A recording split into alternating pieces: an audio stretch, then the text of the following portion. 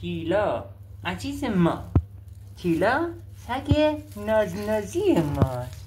این سگ ماست. طول سگ ما.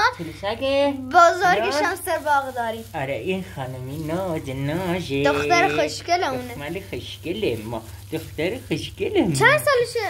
چند ماهشه؟ الانه تقریبا 3 ماه داره. دکتر چند؟ 3 ماه. 3 ماه. دکتر ما تشخیص میدن 3 ماه. 3 ماه داره و خیلی میدونی من با دستکش شدم بخاطر این پنجه‌هاش نگاه کنین. دندوناشو الان نشونتون میدم. دندوناش بیا تیلا بیا.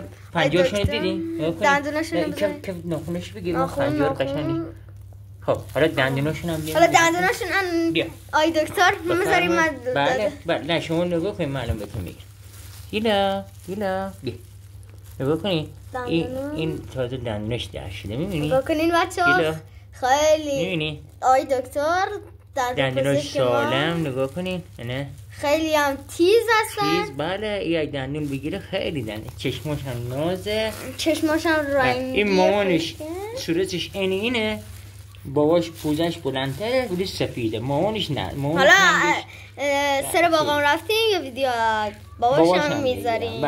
اگر لایک این ویدیو به 500 تا برسه از پدرش هم میذاریم. بله این ویدیو به 500 تا لایک برسه. اگر به لایک برسه از باباش فیلم میگیرم. مامان صورتش مثل همینه. بیا تیلا بیا مامانش صورت مثل همین ولی پدر پوزه بزرگتر. بله